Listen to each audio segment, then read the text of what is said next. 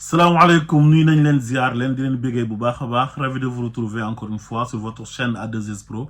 avec un immense plaisir. Continuez len di abonner ngeen bëss cloche notification bi bu len fatte di like vidéo bi di partager waye tamit di commenter dina ci am solo lol comme on a l'habitude de le faire ñu wax sur ce qui concerne l'actualité politique sénégalaise. Tay nak damay wax sur la malhonnêteté de Abdoul Mbaye, ancien premier ministre du Sénégal. Kuy bañ Ousmane Sonko Abdoul Mbaye ngay jappalé. Kuy malhonnête ci Sénégal Abdoul Mbaye ngay jappalé. Malhonnêteté intellectuelle mo nek ci Abdoul Mbaye. Gis nga ñi billahi bu len Sénégal yaakaaroon Sénégal du mësa baax. Parce que bañ nit ko xamné Yalla daf ko may Sénégalais yi bëgg ko ngeen bokk lu ngeen di def. Yalla tànn ko yëgati ko ba nit ki lépp lu mu wax rek yow nga jël ko def ko connotation politique. Bëgg ko mettre en mal ak sénégalais yi ndax nit ki neexu la te yow nit ki amul dara loo ko mën a reprocher lu dul lenn mooy ne neexuma parce que ñoo bokk lu ñuy def moo ma ëpp bayre mais loolu nit ku gëm yàlla ak nit ku baax du mel noonu Abdoul Mbaye dafa def yëfu naa fekk dëgg ci discours Ousmane Sonko bi fële ca Ziguinchor mooy bi muy wax ci mbiru rébellion bi bay wax ak ñi nga xamanteni ñom ñoo bëgg jël mbiru Casamance diko politiquer parce que mbiru Casamance dafa nek lo xamné dafa lor ay junne nit ñoo xamné ay doomi Casamance lañ tardel Sénégal ci lu bari ay nit yo xamné tekki wuñ dara des vauriens nga xamné ils roulent que pour leur propre intérêt. Macky Sall nekkoon fi di len dundal ñuy saga nit ñi di wone ne ay journaliste lañ ñu xamné lolu mënatuñ ko am ci nguur gu bes gi ñu rebellé wu ñom ñep radicalisé wu di saga di wax ay wax yo xamné mën na taal dëkk bi di jaxassé Abdoul Mbaye tay néna day critiquer Ousmane Sonko ci limu wax ba xawa laalaale général Kandé bi ñu affecté won New Delhi ci ben dossier bo xamné rapport la bu mu fekk ci tableam bu ñu falo bes ñu jël sen ay précautions man liral len li Abdoul Mbaye wax ngeen xamné Abdoul Mbaye mi seytaane deug la. Monsieur le Premier ministre Ousmane Sonko, la place publique n'est pas un lieu pour s'apprendre à l'honneur d'un militaire, à fortiori général d'armée. Néna Ousmane Sonko lay yedd yo yaay ci lu mu wax né néna lieu public bi nekul fo xamné dañ fay attaquer ko xamné dal militaire la rawatina ki nga xamné sax général d'armée la mais Abdoul Mbaye yow ya fo xam nga gis nga genre Abdoul Mbaye gi ni liggéey nañu ak Macky Sall dakk len ñu dem créer sen parti mais ñom ak Macky Sall ben lañ c'est la même idéologie. Madame, c'est des lâches, ay faux types. Madame, yow nit bu defee lu graaw sax yow doo ko dénoncer mais ki nga xamanteni mom moy tok ñu dénk ko réew mi muy dénoncer lo xamne mën na taal réew mi luy menacer le vivre ensemble luy menacer cohésion nationale li nga xam da fay menacer l'intégrité territoriale Abdoul Mbaye reproché wul ñooñ dara muy Yérim Seck ak ñi mu àndal. Mais Ousmane Sonko mi nga xamné dafa am responsabilité ci réew mi nek premier ministre du Sénégal nek nit ki nga xamné ci influence am ci lañ dénké président Bassirou Diomaye Faye réew mi mu taxaw di wax nek ci rôle am di artu ñoo xamné dañoo bëgg taal réew mi te bëggewuñ ko luddul sen ay intérêt ñoo menacé wu sen intérêt personnel ñu né dañuy jaar ci Casamance jaar ci armée bi pour réew mi tak moy classe Yérim Seck buñ sañon tay Sénégal tak ndax bañ giñ bañ Ousmane Sonko Abdoul Mbaye artuwul ñooñu néna mu ngi artu Ousmane Sonko muy wax dëgg di wax ak sénégalais yi li am di wane ne ñi nga xamanteni ñom ñoo taxaw né dañoo bëgg déstabiliser réew mi bëgg ko jaarale ci Casamance ñooñu dinañ jóg ci seen ay mbir ils vont pourrir en prison. wax ne am na benn général boo xam ne dañoo jot rapport am mu doon def ay pexe ngir ñoom ñu bañ a toog ci réew mi day màtteeg du màtte mais bul jox sa loxo ay renseignements généraux la parce que il s'agit de l'État du Sénégal suñu leen joxee ay renseignements wax leen dara ci nit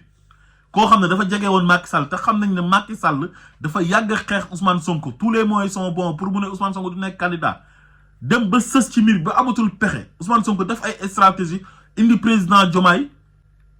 parce que moment boobu xam na ne comme xeex nañ ko képp ku mu proposer Sénégalais yi dinañ ko fal moo tax bëggatoon na rater occasion bii nii parce que occasion bi bu ko raté woon rek c'est mort pour lui c'est fini léegi Ousmane Sonko boobu noonu xeex buñ ko xeex ak liñ ko jiñ yëpp ak doole yu ñu utiliser yëpp muy doole état contre sa personne ses partisans ses sympathisants di leen barrer la route pour ñu bañ a accéder au pouvoir te kooku nekk militaire bu jege Macky Sall parachuté ko defal ko promotion di ko promouvoir au détriment des autres militaires yi nga xamante ni ñoom ñoo ko ëpp grade ëpp ko expérience gën ko ancien nekkoon ay chef am mu def ko général bàyyi ñooñu Macky Sall jël armée de terre jox ko force spéciale waa léegi kooku homme de confiance Macky Sall te ñoom Macky Sall lu ñu bañ mooy ñoom Ousmane Sonko toog ci nguur gi te Macky Sall moo fi toogoon wax ne am na ay forces organisées yoo xam ne ñun politique yi buñ jubóowul suñu biir ñooñ dinañ ñëw jël nguur gi est-ce que Macky nekk toon ci ay pexe pour am kum ko jox ne ko ñëwal coup d'état ma wala ñëwal def coup d'état yooyu yëpp c'est possible yooyu yëpp waroon na nekk waa léegi nit ki nga xamante ni moom moo am ay renseignements yam moom mi nga xam ne si ñu jiite réew mi la bokk am responsabilité bu mag ci réew mi ba bi mu waxee sénégalais yi ne voté leen nit ngir sama jëmm ñu votel kooku ngir jëmmam kooku ku ko ëpp responsabilité kooku kan moo ko war a mën a gën a war a sàmm li ñu ko dénk muy Sénégal kooku toog di wax Abdoul Mbaye reproché wul dara Yérim Seck mi nga xam ne moo wax ay wax yu graaw ngir bëgg a taal réew mi mu ne Ousmane Sonko lay reproché dara moom Abdoul Mbaye yaa bon nekkoon nit ku baax bëggoo Sénégal Abdoul Mbaye bañ Ousmane Sonko jarul lii xanaa lu ngeen bañ Ousmane Sonko ba yàkkamti ngeen mu wax ngeen critiquer ko mais xanaa loo xam ne day menacer stabilité réew mi mais xanaa nag loolu ngeen war cee mën a ànd ak Ousmane Sonko nag waaye bañ naa Ousmane Sonko ba buy Ousmane Sonko di wax loo xam ne c'est l'intérêt général nga xam ne day tax réew mi stable Ousmane Sonko mu ngi ciy xeex di artu ñoo xamante ni dañuy menacer l'stabilité du pays xanaa su boobaa sax nga mën a ànd ak Ousmane Sonko pour la première fois encourager ko mais Ablaye Wade bi muy soog a falu il avait organisé une conférence de presse le grand journaliste politologue Babacar Justin Ndiaye ñëw di poser Abdoulaye Wade question ci mbiru Casamance ba merloo Abdoulaye Wade dafa wax Abdoulaye Wade ne ko est-ce que Casamance duñ ko jox statut spécial mais Wade il était en colère dafa mer ñu seetaan ko ñëwaat. Monsieur le Président de la République, Babacar Justin Ndiaye, expert et invité du Forum civil. Au vu du triptyque intangibilité de l'intégrité territoriale, intangibilité de l'unité nationale et inaltérabilité de la souveraineté nationale, décliné dans le préambule de la Constitution, il apparaît clairement que la Casamance n'est pas pour les rédacteurs, ni pour vous, ni pour votre gouvernement, un problème constitutionnel. Il est donc un problème d'une autre nature. Ma question est de savoir si, à la lumière du contexte de l'alternance, à la lumière de la conjoncture de paix en perspective, s'il n'y avait pas une opportunité constitutionnelle de sortie de crise en Casamance, avec à la clé un statut spécial dans le cadre d'une régionalisation qui donnerait aux populations de Casamance des pouvoirs législatifs encadrés. Je précise que la formule de pouvoir législatif encadré... Monsieur Babacar Justin Ndiaye, je suis désolé. je ne réponds pas à votre question. Et c'est triste qu'un Sénégalais vienne ici poser une question que l'abbé Diamacoune n'a pas posée. C'est à la limite de la trahison. Si vous êtes indépendantiste, vous n'avez qu'à vous signaler. Bon, L'abbé Diamacoune a dit ce qu'il voulait discuter avec nous, ce n'est pas à vous à demander des statuts spéciaux. Il y a des pays qui me l'ont demandé, j'ai dit non. Pas plus tard qu'hier, j'ai eu des collaborateurs présents, j'ai fait comprendre qu'on ne me parle plus de statut spécial de la Casamance. Ou la Casamance est dans le Sénégal ou elle n'est pas dans le Sénégal. Et pour moi, la Casamance est dans le Sénégal. su ngeen fàttali ko journaliste boobu noonu di Ibrahima Gassama journaliste Sud FM la woon nekkoon correspondant ca Ziguinchor mais mas na dem jël Salif Sadio entretien spécial diffusé ko ci rajo bi Sud FM suba teel Salif Sadio di révéler di tëkku Ablaye Wade di tëkku nguuru Sénégal mu may fu Salif Sadio exprimer woo pour influencer ay doomi Casamance wane na ñoom bëgguñ jàmm bokkuñ ci réew mi wax ay wax yu bon te moment boobu Abdoulaye Wade mu ngi nekk ci xeex boo xam ne pour jàmm dellu soit Casamance ñu tàllal micro Salif Sadio muy menacer di wax ay wax yu graaw te loolu mën na gën a aggraver situation bi te am na foo xam ne bu ñu ci tollee di oote jàmm yow waroo dem di tàllal micro kenn koo xam ne day ñëw di xamb taal bi mais jour boobu police moo ñëw fekk waa Sud FM ci rajo ba ñëpp lañ jàpp Oustaz Alioune Sall bàyyiwuñ fa kenn technicien yeeg ñëpp ba pare nag tëj rajo bi ñoom ñëpp lañ jàpp yóbbu tëj rajo bi émettre lu woon émetteur bi la ñu coupé je me rappelle très bien kon loolu moo lay wan ne conflit Casamance bi du mbiru caaxaan te masul nekk ay caaxaan amul benn président bu fu mas a ñëw di ko caaxaane Macky Sall lu muy bon mbiru Casamance mu ngi doon taxaw ay taxawaayu am solo Yérim Seck li mu wax Abdoul Mbaye yow si loolu nga waroon a wax Yérim Seck dafa toog bi muy lancé mouvement yam bu dee boobu noonu mu ne Casamance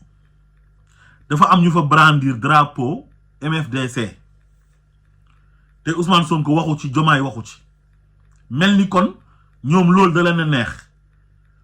plan Diomaye pour la Casamance nga xam ne dëkk la boo xamante ni dafa nekkoon 40 ans ci guerre am ay mines yu nekk ci tool yi nit ñi abandonné seen ay villages abandonné seen lépp génn dëkk ba dem réfugié ci yeneen dëkk ndax guerre bi léegi ñooñu nga defal leen plan pour rétablir l'ordre en Casamance defaraat Casamance ba mu baax ci 40 ans de souffrance ñu nekkee woon ay nit yu bëri dee ci plus de 5000 personnes mais bu ñuy defar Casamance nga xam ne ci Sénégal la bokk loolu lu ci am Yérim Seck toog naan lu tax defuñ plan Kayor lu tax defuñ plan Ndar lu tax defuñ plan Sine wala Saloum di wane ne ñoom dañoo faral Casamance mais loolu c'est des propos très dangereux c'est gravissime mu teg ci mu ne dafa am benn jigéen française boo xam ne dafa bind livre ne Casamance dafa war a am indépendance ba war a ñëw Sénégal pour dédicacer ko nee na loolu Sonko waxu ci Diomaye waxu ci kon dafa bëgg a wax ne Sonko ak Diomaye li ñu leen doon jiiñ avant ñuy jël nguur gi ne ay rebelle lañ loolu dëgg la ba pare mu ñëwaat ne général Kandé gars yi dañoo falu rek affecté ko New Delhi Inde te kooku moo démantelé base rebelle yi nekk Casamance mais est-ce que Casamance tey li tax mbir mi wàññeeku muy rébellion bi est-ce que mën nañoo jël benn nit rek ne kooku moom moo def liggéey bi yëpp waa et puis kooku bu defee liggéey bi yëpp tamit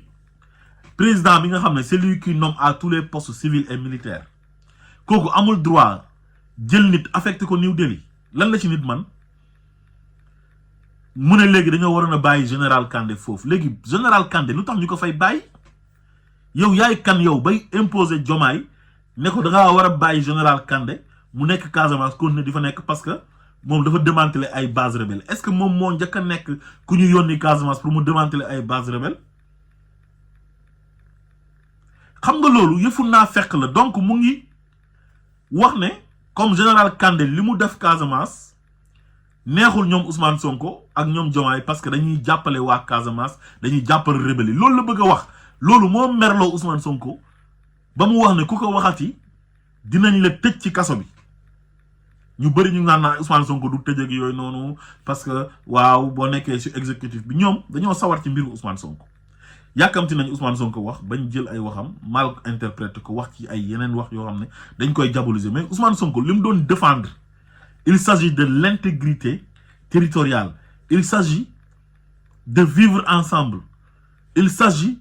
de la cohésion nationale te wax yi ci Yérim Seck wax dafa ñaaw te dafa metti ci xol Ousmane Sonko buy wax loolu ba ne képp ku ko waxati tu vas pourrir en prison mais même bu nekkul moom mooy tëj juge mooy tëj mais ku fi def loo xamante ni lu mën a taal réew mi la mais kooku même bu ko Ousmane Sonko waxutoon mais bu ñu la yóbbee ci yoon mais dañu lay war a tëj ba damm caabi ji parce que koo xam ne da ngay ñëw di wax yoo xam ne mën na taal réew mi réew mu war a am jàmm ngay ñëw di wax joo xamante ni mën na taal Sénégal mais kooku yow sa place prison la nekk te procureur c'est le maître des poursuites procureur moom mooy toppaate te procureur ci parquet la aju parquet ministère de la justice ñoom ñooy seen patron ministère de la justice premier ministre mooy patron am premier ministre président mooy patron am exécutif bi parquet foofu la bokk ci exécutif bi bu ñu gisee koo xamante ni dafay menacer jàmmu Sénégal mais kooku ministre de la justice wala premier ministre mën na joxe ndigal boo xam ne ci procureur lay jëm directement ne ko kii nañ ko arrêté parce que li muy wax mën na taal réew mi parce que exécutif bi lañ dénk réew mi ñoom ñooy première institution wu réew mi bu ñu gisee loo xam ne dafa nar a taal réew mi mën nañoo jàppalu nit ki te procureur bu jàppee nit di am lu mu koy toppee bu ko joxee juge d'instruction bi juge d'instruction mën na ko placer sous mandat de dépôt procureur mën na la jàpp placer la sous mandat de dépôt jox juge d'instruction su fekkee crime la pour mu ubbi enquête dafa ay instruction ci li ñu lay toppee kon exécutif mën naa tëje mais dadul nekk nit koo xamante ni daf lay àtte wax la ne la yow condamné nañ la wala tant de année lañ lay tëj mais mën nañ la jàppalu parce que ñoom lañ dénk réew mi buñ gisee koo xam ne da ngay def ñaawteef ci réew mi mais procureur boobu noonu mooy l'avocat du peuple te kooku dafa dépendre ci parquet bi ci ministère de la justice ci premier ministre ci président kon Sonko buy wax foofu lay waxee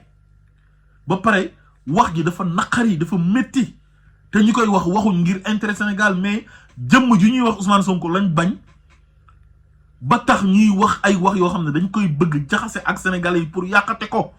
jëm nañ ko bu mu nekkee dans l'opposition ba sonn mënuñ ci dara mais il insiste toujours jàpp ne loolu war na mën a jàll genre Yérim Seck yi lu ñu bëgg mooy président bu mel ni Macky Sall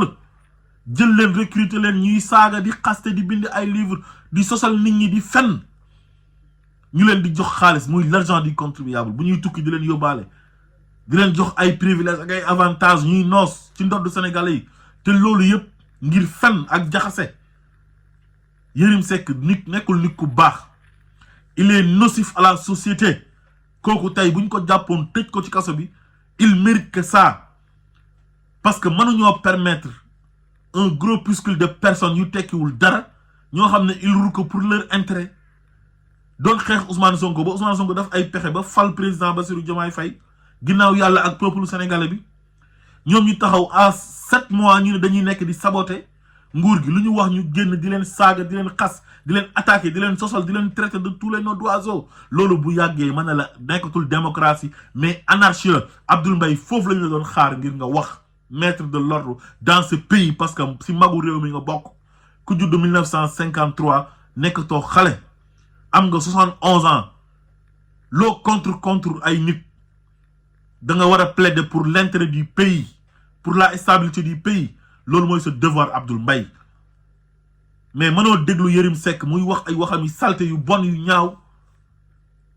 di menacer l'instabilité du pays Ousmane Sonko di ko remettre à l'ordre mook ay nitam ba pare nga taxaw naan da ngay critiquer Ousmane Sonko ci militaire bu mu boo xam ne wax na ay waxam te tuddul turam yan yi seytaane la naafeq la nekku leen ay nit ñu baax yàlla moo ñu suturaal ba yéen dénkuñ leen réew mi billahi wallahi wa tallahi ñoom ñëpp ils sont pareils moo Macky Sall ak ñëpp ils sont pareils benn nit lañ bëgguñ Sénégal ay doomi France lañ bëgguñ souveraineté Sénégal bu ñu sañoon sax ba léegi France moo ñuy coloniser laa la wax ñu topp ci gannaaw France ñii dañoo ñëw oote souveraineté gëm seen bopp bëgg am indépendance totale ngeen taxaw di leen xeex man nga bañ a d'accord ak nit ki ci wàllu politique gis-gisu politique mais réew mi ñun ñoo ko bokk lépp loo xam ne lu mën a taal réew mi la bu premier ministre di wax ci loolu mais dañ ko war a encourager ay waxam man nga ci génne yenn yoo xamante ni d'accord ci mais cas bii nii du cas bu ndaw cas bu rëy la Abdoul Mbaye li ko waroon tey mooy féete ci kanam ci côté Ousmane Sonko ne ko yow laa àndal parce que Casamance dafa sensible waa Casamance jàmm lañ bëgg képp ku fay wax na nga fa wax loo xam ne lu mën a indi jàmm la mais contre Ousmane Sonko warul tax yow ngay wax yoo xam ne dafa war a taal dëkk bi di jiiñ Ousmane Sonko rebelle ba léegi Yérim Seck dafa jiiñ Ousmane Sonko ak Diomaye indirectement ay rebelle moo tax bi Ousmane Sonko génnee mu génn naan da koy tontu naan ko ay man ngay tëkkoog da nga ma su fekkee da maa bëgg a tëj kaso préparer cellule bi mais li mu waxoon jaaraatu ci dafay soob fenkat la li mu waxoon su fekkoon góor la daf ciy jaaraat mais jaaraatu ci dafa am fu mu yem kon Ousmane Sonko ñu ngi lay encourager bu baax a baax gis nga démocratie ça ne veut pas dire anarchie gis nga ñii jàmm taxu leen a jóg seen ay intérêt yu ñu daan am ci nguur yi fi doon jaar ñi leen doon chantage ñooñu di leen oo di leen jox xaalis ngir musul ci seen làmmiñ loolu lañ xam ne mënatuñ ko am moo tax ñu ne tous les moyens sont bons ngir ñu jaxase dëkk bi déstabiliser dëkk bi loolu nag Ousmane Sonko du ko nangu Diomaye du ko nangu te ñu ngi leen di encourager bu élection yi jeexee incha allah ba ñu am majorité assemblée nationale nga xam ne dinañ téye pouvoir exécutif bi ba pare am majorité assemblée mën a doxal lu ñu bëgg a doxal ngir Sénégal su boobaa il faut que ngeen sévère te xam ne dëkk kenn waxul ne da ngeen di nekk ay dictateur waaye ñi nekk ci télé yi nekk ci rajo yi ay nit nekk seen ginnaaw ngembu leen